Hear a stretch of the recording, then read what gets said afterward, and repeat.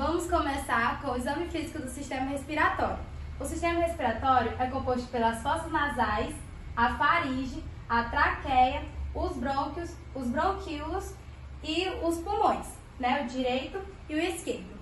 A importância do sistema respiratório, do exame do sistema respiratório, é na observação se tem alguma anormalidade, se tem alguma obstrução que venha impedir essa passagem de ar, tanto na inspiração como na expiração. E a partir desse exame, que está entre as primeiras, né, onde as pessoas vão fazer na triagem, a gente consegue já tirar várias ideias de que pode ser, né, se é uma doença ou se não é, já distinguir mais ou menos qual é o tipo de doença.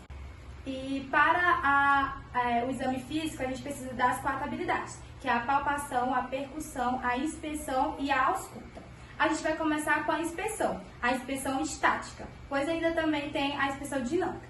A inspeção estática está mais relacionada à cor do paciente, como o paciente está apresentando. Como vocês estão vendo, a minha paciente está com a pele íntegra, sem nenhuma descamação ou qualquer abaulamento. Mas ela poderia também estar apresentando esses tipos de anormalidade para que a gente já chamasse atenção para vários tipos, né, leques de doenças que poderia estar relacionado. Ela também, em questão da cor, ela podia estar relacionado também à cianose, né, que é o mais comum quando tem alguma anormalidade no sistema respiratório. Ainda na inspeção estática, a gente vai observar o tipo de tórax do nosso paciente. O tipo de tórax que ainda é considerado normal são os tipos de longilíneo, normolíneo e brevilíneo. Como vocês estão vendo a minha paciente, ela apresenta, através do ângulo de Sharps, o tipo de tórax médio-líneo. Mas também poderia apresentar alguma anormalidade. As anormalidades consideradas do tipo de tórax, a gente vai ver, né? A gente vai examinar a parte anterior e posterior do tórax, né? E como vocês estão vendo, aqui está normal o tórax da nossa paciente, mas poderia apresentar outros tipos de anormalidades, como o tórax de tornel, o tórax de peito de pombo, o tórax cifótico, escoliótico e várias outras anormalidades. Como vocês podem ver, a minha paciente tem um tipo de tórax normal, né? Vendo da parte anterior e da parte posterior desse tórax. Mas também ela poderia vir a apresentar algum tipo de anormalidade, como o tórax de tornel, o tórax cifoide, o escavado ou raquítico, até mesmo o paralítico, o cifótico, o escoliótico, dentre outros. Ainda na inspeção dinâmica, a gente vê a questão da frequência respiratória. Lembrando que a contagem é feita em 1 minuto, né? De quantas vezes o paciente vai fazer o movimento de inspiração e expiração.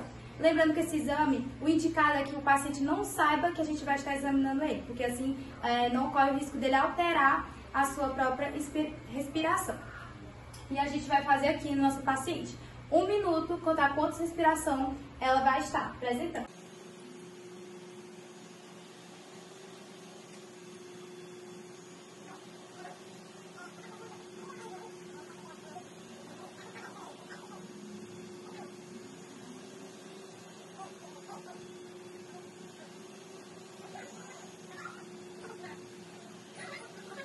A nossa paciente fez 18 respirações por minuto, o que é considerado normal, quando a gente olha para os parâmetros segundo a literatura, que é entre 12 a 20 respirações por minuto. Se a pessoa representar uma respiração menos de 12, a gente pode considerar que a pessoa está tendo uma bradipneia. Se tiver maior que 20, que é o considerado normal ainda, ela vai estar numa taquipneia. Ainda na inspeção dinâmica, a gente vai ver a questão do ritmo e da amplitude com que essa pessoa está a respiração.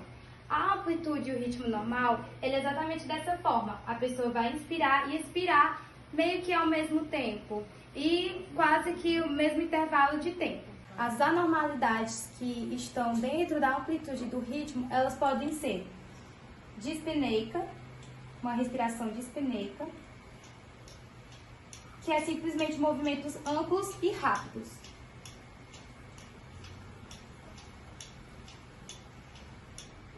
Ou uma Duchenne-Storrs,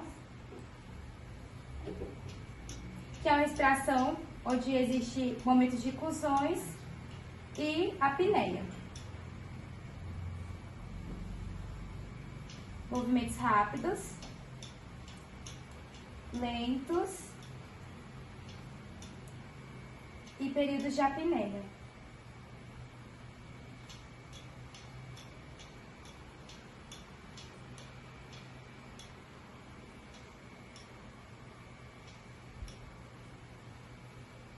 Ou a pessoa pode também vir com a normalidade, né, com a respiração de Biot, que já é uma respiração totalmente variável, a amplitude dela. Tem momentos que ela vem com a respiração ampla e tem momentos que ela vem com a respiração muito menor e tem momentos de apneia.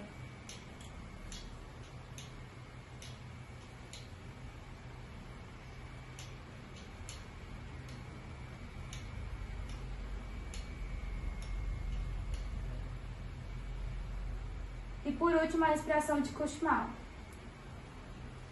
que são respirações curtas e com pausas. Curtas e com pausas.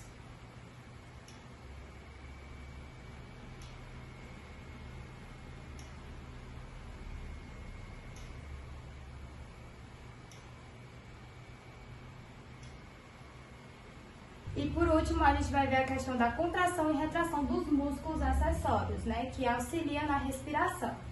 E a gente vai observar ainda mais essas regiões, né, que é supraclavicular, a fossa external e essa porção inferior do tórax. E a próxima habilidade que a gente vai falar é a palpação. A gente tem que estar atento com a palpação, porque a gente tem que tanto orientar o paciente do que a gente vai fazer, mas também com as nossas mãos, né, na questão de esquentar, de deixar confortável o máximo para o paciente. E com a palpação, a gente vai examinar a expansibilidade do tórax, né, a questão da parede do tórax, como vai estar apresentado, e também os frêmitos toracovocais.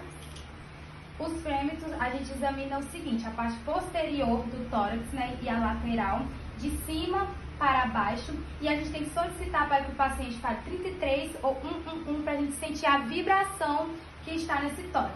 Lembrando também que a gente tem que fazer com que o paciente fique na posição sentado ou em pé. Através dos frêmitos, a gente consegue ver várias coisas, por conta de que se esse frêmito tiver diminuído, né, essa vibração tiver diminuído, ela pode estar relacionada a um tipo de patologia, né, a questão da água, né, desse tórax, a questão do ar. E se tiver a mais do que o normal, esses frêmitos, a pessoa pode estar apresentando, por exemplo, uma bronquite. E agora a gente vai fazer o exame com ela. Com a mão esfalmada, ela vai falar 33. 33. 33. 33. 33. 33. 33. Agora a gente vai falar sobre a expansibilidade. A gente vai examinar tanto o ápice como a base do pulmão. Primeiramente, a base. Ela vai ter que estar, a gente vai examinar a base, no caso, na região posterior do tórax. Vai colocar nessa parte inferior, os polegares na linha vertebral e o resto dos dedos a gente vai colocar no arco aqui do tórax. E ela vai respirar, e assim a gente vai ver a movimentação. Os movimentos é de fora, de dentro para fora e de baixo para cima. Assim a gente consegue ver a expansibilidade na questão da simetria desse tórax. A expansibilidade do ápice do pulmão a gente vê no tórax anterior. A gente vai colocar nossas mãos palmadas sobre o tórax. Lembrando que os polegares vão ficar na linha external e os outros dedos vão ficar na linha subexternal e os outros dedos vão ficar na linha subclavicular. E a gente vai mandar pedir, né, solicitar que o paciente respire profundamente.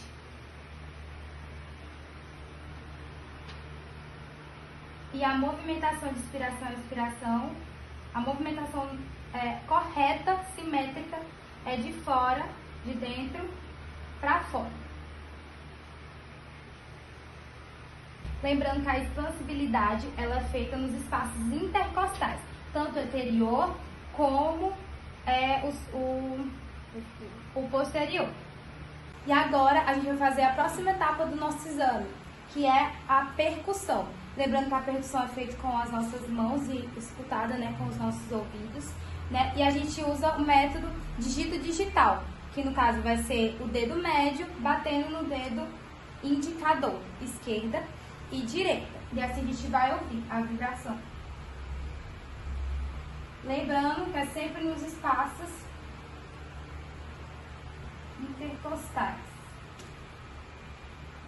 O som tem que ser claro.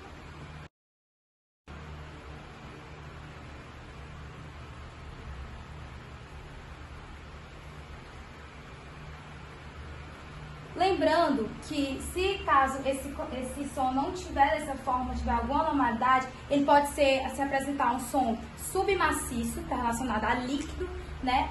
Um som maciço, né? Que está relacionado à quantidade de ar, no caso, a diminuição desse ar. E por último, o hipersonoro, que no caso está relacionado à estrutura oca, né? Que é a diminuição total do ar. E para deixar o nosso exame completo, a gente vai fazer a última habilidade, que é a ausculta. E para isso a gente precisa do auxílio de um estetoscópio. E a gente vai começar na parte posterior do tórax. A gente vai colocar o nosso esteto na linha, seguir a linha médio escapular. E assim a gente vai pedir para que o paciente inspire e expire.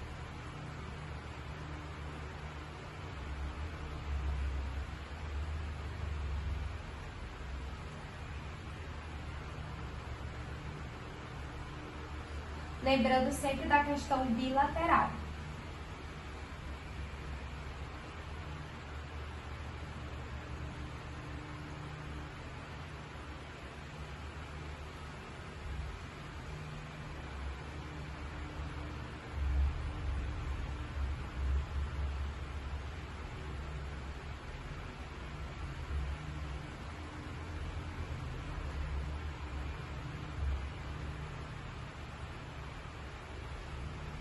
E também a gente vai avaliar a parte lateral do tórax, que no caso vai ser a linha abaixo da axila, né, na linha média.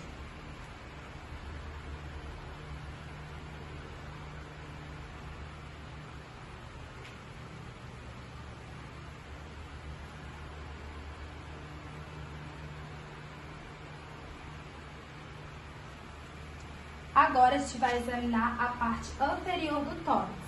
Né? Os pontos onde a gente vai colocar o nosso esteto é na parte supraclavicular, infraclavicular, acima da linha mamária, abaixo da linha mamária, só que medialmente.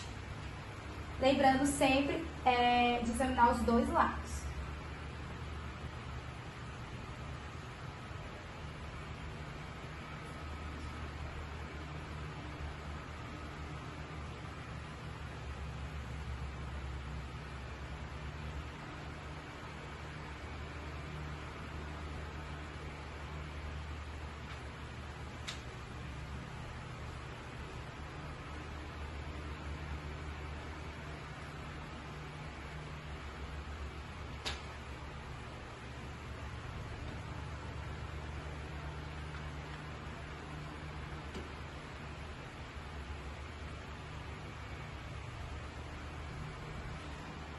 Na ausculta, a gente tem que lembrar que existe dois tipos de sons, né? Os sons considerados normais e os sons considerados como anormais, que são patológicos.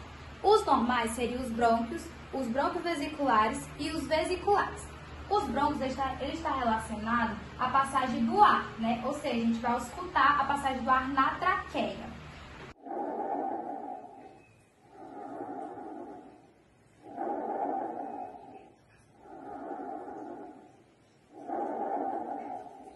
Já os brônquios vesiculares, a gente vai auscultar na parte supra e infraclavicular. E também na parte posterior do tórax, a gente vai escutar na escapular e também na interescapular vertebral.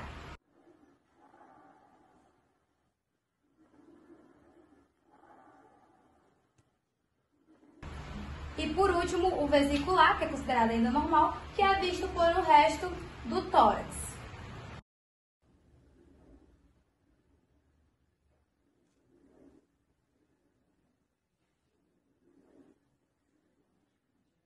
Os sons considerados anormais e patológicos são 4, pelo menos os mais recorrentes, que são os roncos, criptações, sibilos e atrito pleural. Os sibilos, eles são característicos da passagem de ar por via estreita. Um exemplo de patologia é a asma. E na ausculta, a gente ouve o seguinte som.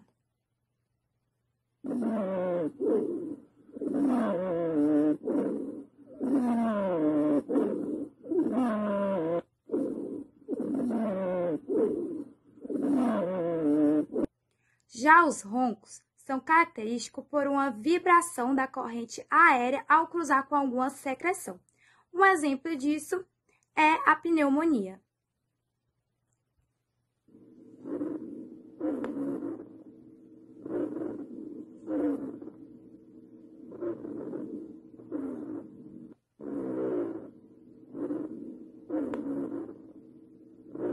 As criptações é simplesmente uma abertura súbita das pequenas vias. E um exemplo bem nítido disso é um caso de edema agudo, né, de pulmão. E ele faz o devido som.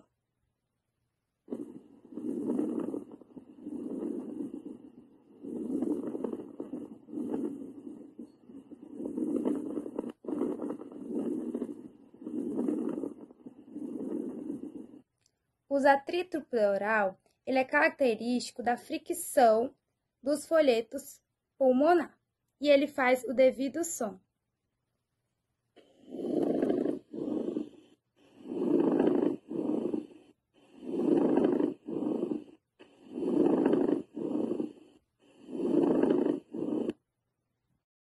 Outro exame que é muito importante para dar o diagnóstico de alguma patologia dentro do sistema respiratório são as radiografias.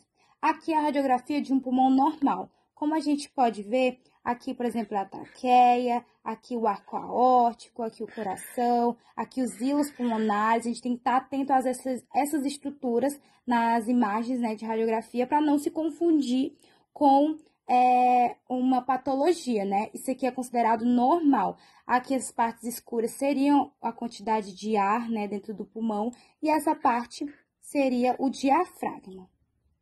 Agora vamos falar de algumas patologias, as mais recorrentes, né, no uso desse exame. Aqui a gente vai começar com a DPOC. Aqui é uma radiografia considerada normal do tórax. E aqui é uma radiografia com DPOC, doença pulmonar obstrutiva crônica. O que seria essa DPOC? É simplesmente a hiperinsuflação desses pulmões. O que tem aqui é uma quantidade de ar muito maior que o normal. O ar ele simplesmente não consegue sair, né, da forma adequada, da quantidade adequada de dentro dos pulmões. Por isso, comparando com o tórax normal, né, a gente vê que tem umas partes esbranquiçadas, a parte escura não é tão escura assim. Aqui não. A maior parte do pulmão vai estar com essa cor mais escura, né? No caso, os hilos pulmonares não dá de ver direitinho, porque é simplesmente a quantidade de ar maior que o normal. A próxima patologia que a gente vai falar é da tuberculose e da pneumonia. A pneumonia é simplesmente a infiltração ou a condensação nesse pulmão. Geralmente ele acontece mais na base do pulmão e na parte média desse pulmão. A gente vê que é tipo uma mancha branca, sabe? Tipo uma mancha branca nesses pulmões. Comparado ao pulmão normal, não tem essa mancha branca, né? A gente vê até mesmo uma assimetria desses pulmões. Já a tuberculose, ela geralmente acontece no ápice do pulmão. Essas manchinhas, esses risquinhos brancos não são considerados normais e são diagnósticos de tuberculose, né? Até mesmo uma imagem mais arredondada, com o ar, né, no interior mesmo, mas bem diferente do que o normal. A gente vê que a parte do ápice do pulmão, ela não é tão clara assim, igual tá aqui no caso de tuberculose. Já o derrame pleural, a gente vê muito vívido a normalidade, né? Um pulmão normal, ele é assim, né, escurinho, meio que esbranquiçado. Tem essa parte meio esbranquiçada aqui, né, na base dele, mas não tão esbranquiçado assim. A gente vê a simetria muito nítida nesse derrame pleural. O derrame pleural é simplesmente o acúmulo de líquido no espaço pleural. Então, essa parte aqui, essa parte esbranquiçada, muito esbranquiçada, é simplesmente líquido no pulmão. Já a telectasia é simplesmente a insuficiência das trocas gasosas. Aí fica essa parte esbranquiçada, quase toda. Em todo lugar que está acontecendo essas partes esbranquiçadas, são lugares que está mesmo acometido pela insuficiência da troca gasosa. Tá vendo como é com um pulmão normal? Há muita diferença. E assim encerra o exame físico do sistema respiratório. Dando início ao exame físico do sistema cardiovascular. O principal órgão do sistema cardiovascular é o coração, onde ele está presente no segundo ao quinto espaço intercostal, deitado sobre o diafragma. Ele apresenta sua base e seu ápice voltado para a esquerda, e ele possui também as suas faces, que é a face intercostal, a face diafragmática e a face pulmonar. O mecanismo de avaliação, os métodos utilizados é a palpação, a inspeção, a percussão e a ausculta. A importância do exame físico do sistema cardiovascular tem a ver a qualquer alteração que venha envolver o coração, em questão de eixo, em questão de sopro, qualquer patologia que possa se agravar futuramente. Em questão da inspeção e palpação, é importante focar na questão de abalamentos, do ictus costis, de movimentos palpáveis e invisíveis e em questão de pesquisa dos frênetos. Em questão do ictus costis, que é um choque no ventrículo esquerdo a cada sístole, é importante avaliar nele a sua extensão, a sua intensidade e seu deslocamento. Para isso, pede para o paciente ficar em decúbito dorsal. Para isso, eu vou localizar a linha hemiclavicular no lado esquerdo. No quinto espaço intercostal, eu vou localizar o ictus cordis. É importante ressaltar que é preciso utilizar o dedo médio e o indicador.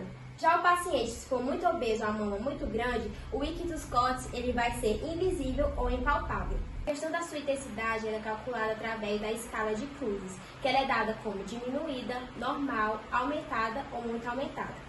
Como minha paciente, seu tórax está normal, mas se ela apresentasse abaulamento, o seu lado direito estaria assimétrico com o outro, porque o ventrículo direito ele estaria abaulado. Já em questão de movimentos visuais, além do ictus cordis, pode usar a supraesternal e a epigástrica para avaliar esses movimentos pulsáteis. Já em questão de pesquisa de frênetos, se a minha paciente estivesse com sopro, a vibração do sopro ele seria palpável. Já na ausculta cardíaca, é importante avaliar em questão de ritmo, de ruído, se há presença de sopro e também da questão das bolhas. Para isso, é importante, primeiramente, localizar os espaços intercostais. Vamos localizar a chofradura, descendo vai chegar no ângulo de Loures.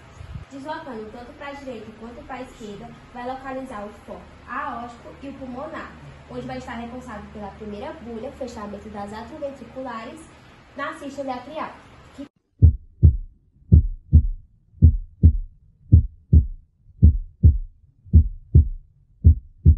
Já no quinto espaço intercostal, próximo ao processo tifóide, vai estar o foco tricúspide e mais na lateral vai ter o foco mitral, que é responsável pelo ictus cordis na linha hemiclavicular, que vai ser responsável pela bolha 2, o fechamento das semilunares, da contração ventricular.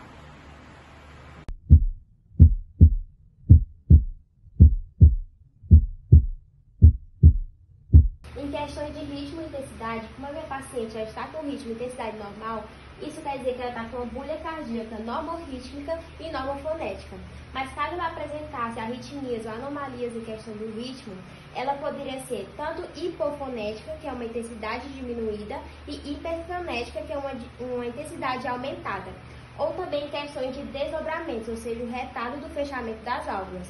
No caso da B2, que é o fechamento das válvulas semilunares, ela teria um ruído patológico semelhante ao TLA.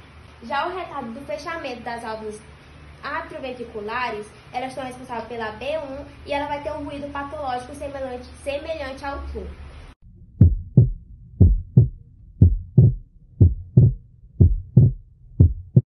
Já em questão de ter uma terceira ou quarta bolha, que é o B3 e B4, elas são consideradas patológicas. Só que na B3, em questão de patologia, ela é bem relativa, porque a B3 ela é comum em atletas, que é o quê? É quando o fluxo do sangue ele vai bater na parede do ventrículo no enchimento rápido. E isso vai ter um ruído como um tu.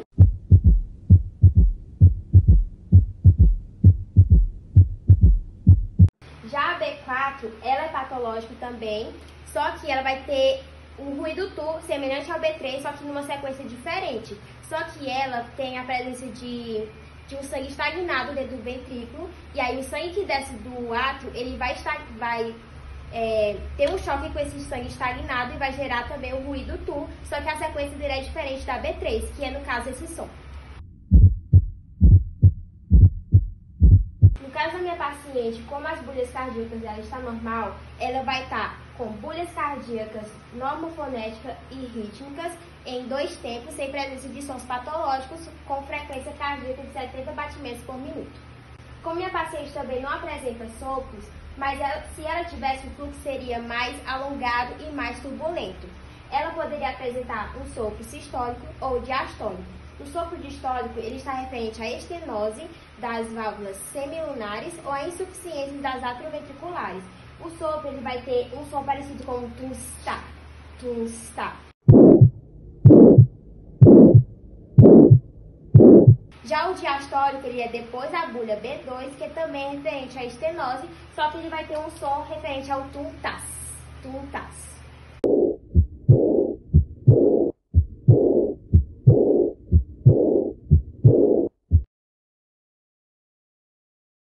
Na avaliação de pulso é utilizado o método de palpação para verificar a temperatura, elasticidade e umidade da pele do paciente.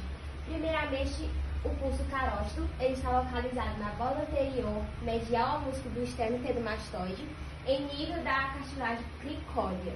Essa compressão ela não pode ser muito forte, porque pode obstruir o vaso e dar consequências para o paciente.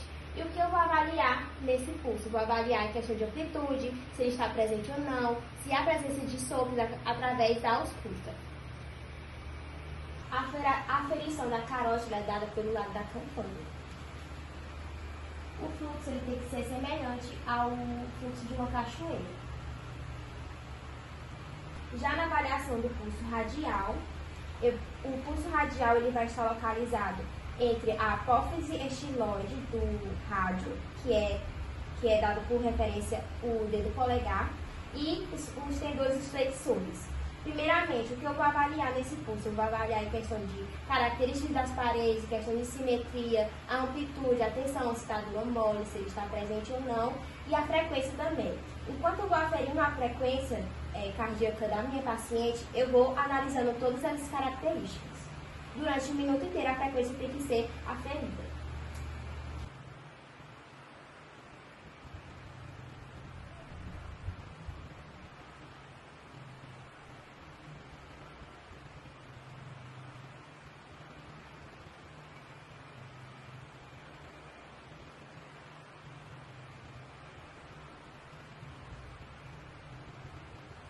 Nesse caso, o pulso da minha paciente ele está presente, simétrico, ele está regular, ele em questão de amplitude, ele está mediana, e tensão ele está mole e não apresenta alterações de pulso nem arritmia e ela está com a frequência cardíaca de 70 batimentos por minuto. Em questão da avaliação do pulso braquial, é importante ressaltar que a mão do paciente tem que estar em supinação. Vou utilizar o polegar como apoio e usar o dedo indicador e médio para aferir a pulsação. Nesse caso, a minha paciente ela está com o pulso presente, simétrico e sem alterações. Em relação à avaliação do pulso pedioso, é importante que o paciente esteja em decúbito dorsal, com o joelho levemente inclinado. O pulso ele vai estar localizado entre o primeiro e o segundo metatarso.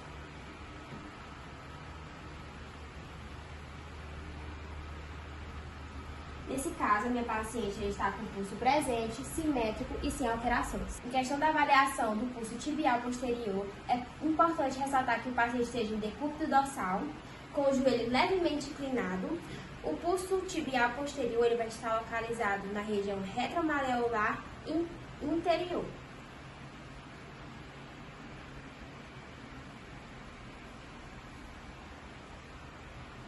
paciente com o pulso presente, simétrico e sem alterações. Durante a manobra de Allen, o paciente tem que estar sentado, com a mão em supinação e eu apoiando em outra mão. Eu vou prender a artéria ulnar e radial, pedir para o paciente fechar a mão, vou obstruir o vaso.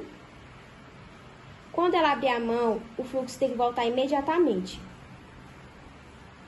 voltando à sua coloração. Caso apresentasse placas ou o fluxo não voltasse ao normal rapidamente, isso queria dizer que o paciente estaria com uma estenose. Há a presença também do pulso venoso, só que ele é imperceptível em pacientes que estão consideravelmente normais, sem patologias, como a minha paciente, e assim encerramos o exame físico do sistema cardiovascular.